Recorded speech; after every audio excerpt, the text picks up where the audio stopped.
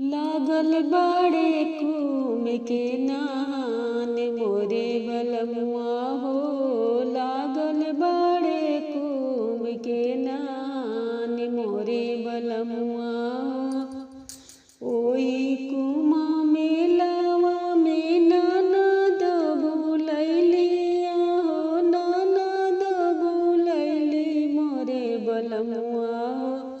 सासू जी के ले गईले भोराए मोरे बलमुआ हो। सासू जी के ले गईले भोराए मोरे बलमुआ हो।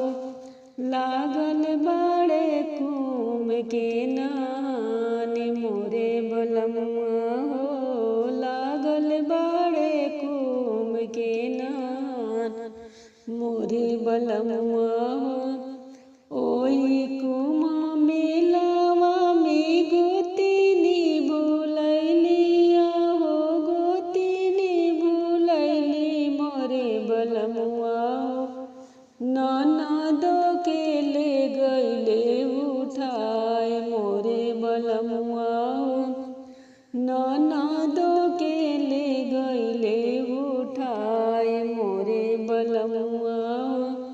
लागल बाड़े कुम के नान मोरे बलमुआ हो। लागल बाड़े कुम के नान मोरे बलमुआ हो। ओही कुमा मेलावा में ननद बुलैलिया हो। ननद बुलैली मोरे बलमुआ हो।